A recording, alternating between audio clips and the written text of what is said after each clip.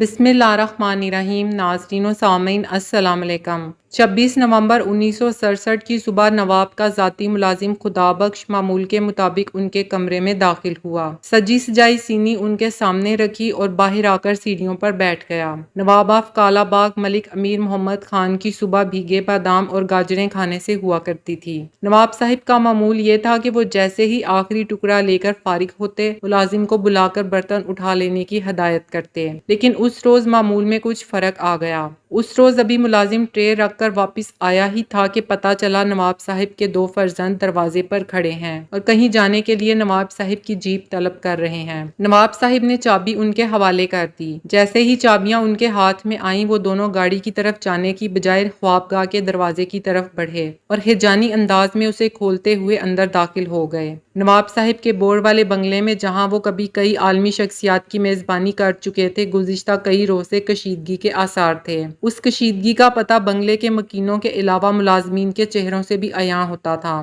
نواب صاحب کے 2 بیٹوں نوابزادہ مظفر خان اور نوابزادہ اسد خان کی اپنے والد کے کمرے میں یہ گستاخانہ انٹری اسی کشیدگی کا تسلسل تھی۔ اس کے فوراً ہی بعد باہر سیڑھیوں پر بیٹھے خدا بخش کو کمرے سے تلخ کلامی کی آوازیں سنائی دیں اور اس کے بعد فائرنگ کی۔ اوئے کی پہ کرندے ہو! خدا بخش کے کانوں میں نواب صاحب کا جب یہ جملہ پڑا تو وہ بھی کمرے میں داخل ہو گئے۔ نوابزادہ مظفر نے انہیں بالوں سے پکڑ کر صوفے پر پٹکا اور کہا، کسی کو بتایا تو اس سے بھی برا حشر کر دوں گا۔ اسی دوران ایک اور ملازم عالم خان کمرے میں داخل ہوا۔ اسے یہ کہہ کر واپس بھیج دیا گیا کہ کمرے سے نکل جاؤ، نواب صاحب کو دورہ پڑ گیا ہے۔ گولی لگنے کے بعد نواب صاحب قالین پر اوندھے منہ گر چکے تھے اور ان کے جسم سے خون بہہ رہا تھا۔ عینی شاہدین کے مطابق دونوں بیٹے اس وقت تک کمرے میں موجود رہے جب تک روح نواب کے جسم سے پرواز نہیں کر گئی۔ آخر ایسا کیا اختلاف تھا جس کی وجہ سے معاملات ایسی انتہا پر جا پہنچے کہ بیٹے اپنے باپ کی جان کے در پہ ہو گئے؟ کہا جاتا ہے کہ ان کے بیٹے سے جب یہ سوال پوچھا گیا تو نوابزادہ اسد نے کوئی جواب دینے کی بجائے کہا کہ ان کے تو اپنے والد سے کوئی اختلافات نہ تھے،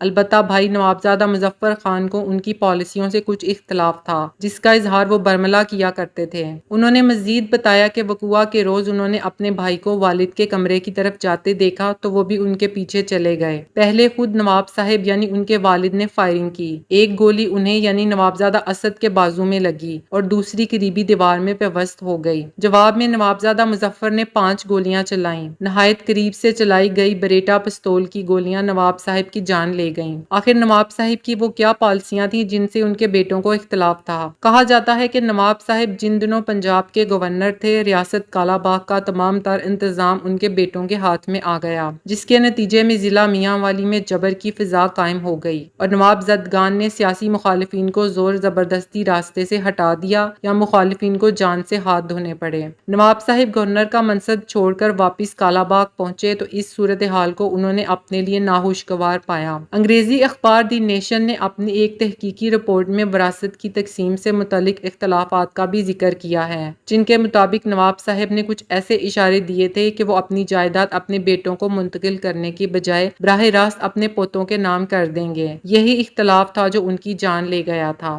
اگر آپ کو زینب نامہ کی ویڈیوز پسند آ رہی ہیں تو چینل کو سبسکرائب ضرور کریں۔ شکریہ۔